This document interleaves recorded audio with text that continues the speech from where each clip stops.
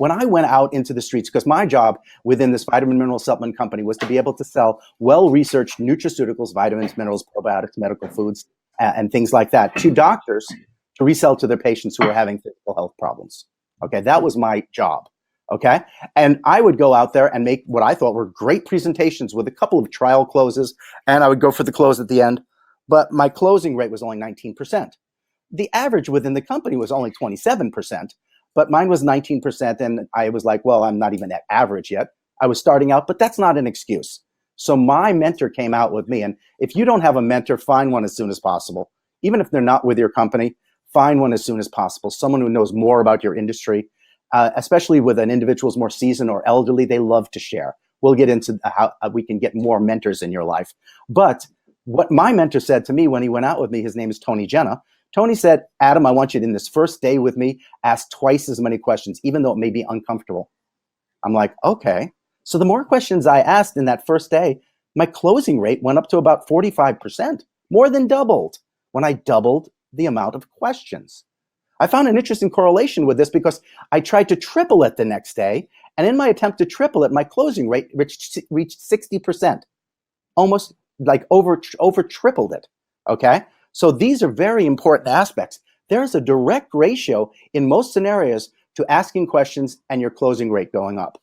And I've noticed with this within training so many different salespeople in so many industries. So push yourself. It may seem hard to fit more questions in there, but after a while, you start to become a really eloquent interviewer. And that's the job many times in regards to consultative sales, is to interview and find out what the real needs are.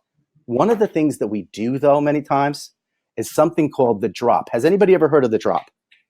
Nobody heard of the drop? Actually, it's funny. One of the a person who was the head of a large recruiting company, I believe within Israel, just took my class 2 weeks ago, this class, and he wrote an entire article out there. He has a lot of different followers, and it says, stop the drop and come up with better questions. And I was mentioned through all of it. The drop is something that we all do. Now, this is the time for you to raise your hands, get points, and be honest, okay? So basically, what is the drop? Let's take a look at it. You think you know what someone is about to say, so you interrupt them, finish their thought to expedite the conversation or to prove that you're on the same page with them. How many people have done this before? Come on, be honest. Honesty gets you points here. There we go. Great. So everybody's done it before, but they did research on this drop, okay? Once again, the American Management Association, who does lots of research on sales as well, because one of the big areas is sales management that they teach about, okay? They found out that the problems with the drop always have either people feeling disrespected or talked down to. You get incomplete and false information, and it makes you look like you've got a superiority complex, what we call in Brooklyn, New York, being cocky, okay? So the bottom line on this whole thing is there's no upside to doing the drop. You may think, oh, I have to butt in to show them that I know the subject as well as them. No, maybe I need to expedite this situation because we need to, do this faster, and I just don't have the time for this. In many cases, if that's a person of influence over you, that's not going to help you either. The drop is always a net negative. When you stop the drop, it makes people feel respected. You get a lot more information, so you're able to sell or influence better. Makes them feel like you're actually on their team and makes them more receptive to your input. These are important things. The next area is an amazing question. And they did some actual research on this, the American Management Association, and has quizzed a lot of salespeople. And this amazingly powerful question is something that so many salespeople shied away from in their presentations, asking the question, what do you like about my competitor? Yet it's an amazingly powerful question. So why don't we go a little bit further with this? The objective of asking this question is find out what's important to them in a vendor, okay? Find out what builds loyalty to the vendor that they're currently using. Maybe it's you, maybe it's someone else, okay? And then also there's a technique within this approach to open them to redefining their loyalties away from that competitor, okay? And making it more towards their loyalties to themselves. It's a very interesting approach. I'll share that with you. So you can actually get more of their business. And then replace the competitor's products and or services with yours, obviously.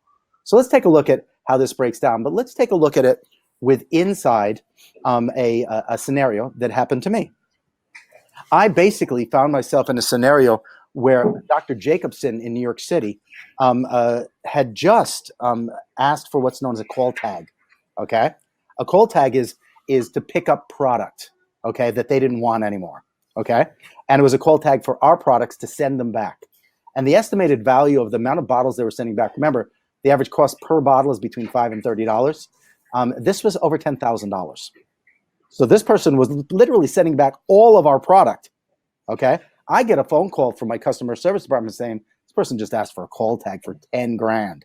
And I'm like, wow. So the product was still there inside their office, but they're requesting that we give them a call tag to be able to send it back, because it's one of the services we offer in smaller scenarios, but usually not in a scenario this large where they're just returning a dozen or something like that. So I decided to give a call over to Dr. Jacobson's office. They set up an appointment with me to be able to speak with her. I think it was the next day. No, it was the day after that. It was on a Friday. I called on a Wednesday. And basically speaking, I walked in there, and all of a sudden, I see all our products packed up in the original boxes, and I see on the wall an entire wall of our competitor known as Orthomolecular, okay? And I'm standing there going, hey, Dr. Jacobson, what's up? And she says, yeah, I know you saw it. I'm like, so what do you like about Orthomolecular, my competitor, so much? She says, well, Adam, I got to be quite honest. The rep came in here and really sold me on the fact that they do way more research than you do on their products, and they offer a lot more educational courses on how to use the products effectively with the patients. So I made a decision on this one. I'm like, well, I wish you would have called me, but let me ask you a question right here. First of all, I know, and this is where I started changing the loyalty. Okay, I know that you've known Bobby Anderson over there at Orthomolecular for a long time, and you actually went to chiropractic school with him. So I know you have a long relationship with him. But I know one thing for sure: your priority is not to him; it's to your patients and getting the best outcomes. Right? She says, "Of course it is.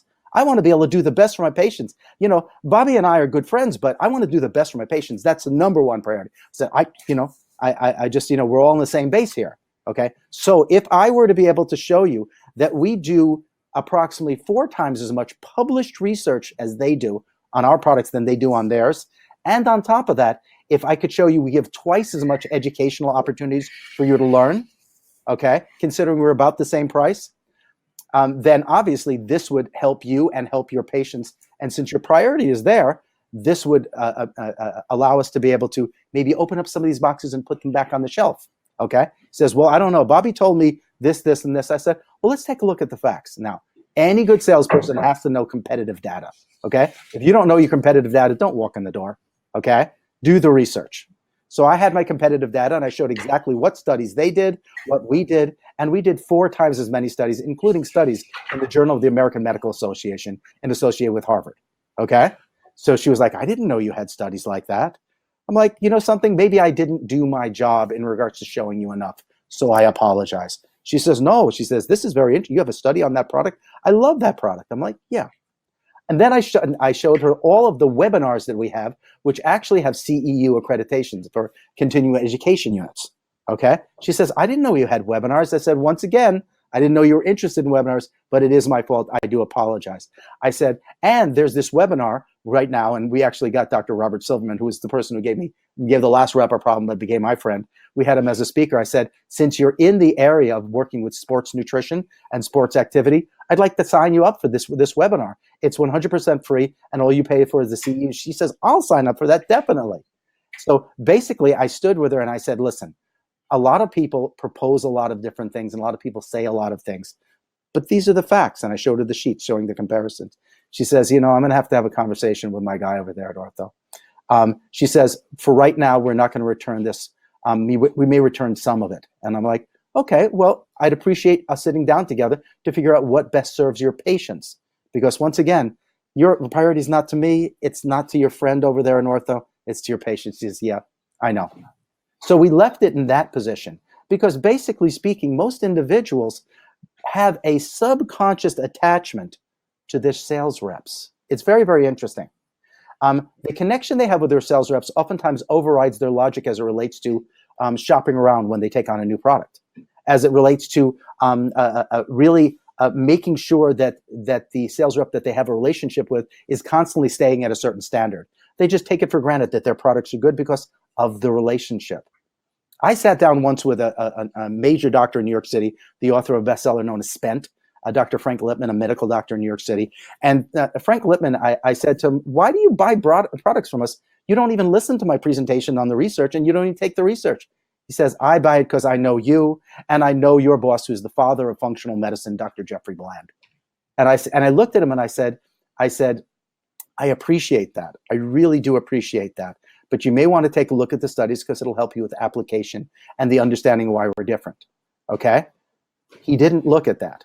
Okay? And guess what happened? He made friends with somebody else. And the product was highly inferior.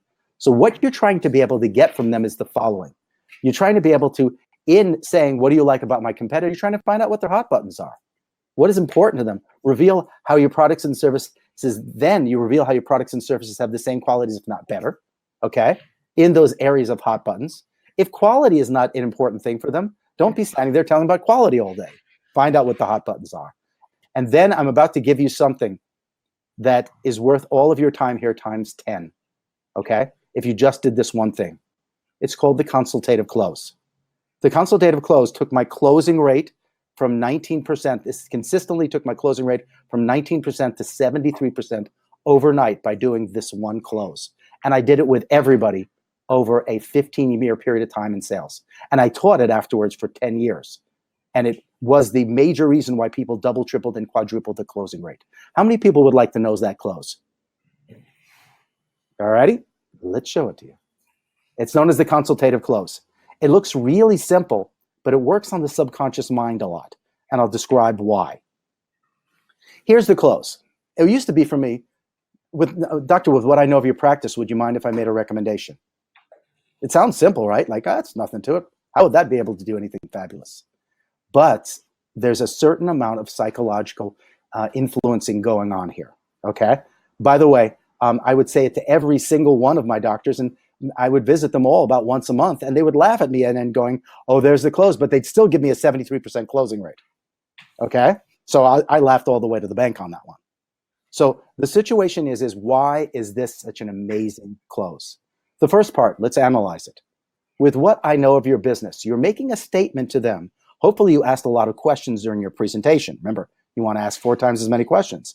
If you asked a lot of questions during the presentation, you're reinforcing the fact and then finally stating it here that you're a consultant, not a salesperson. Okay? So you say, with what I know of your business, they're like, well, you obviously do because you asked a lot of questions. And you're a consultant right now, so my guard is starting to come down a little bit as opposed to a salesperson trying to shove something down my throat. And then you say, would you mind if I made a recommendation? This is really cool, this part.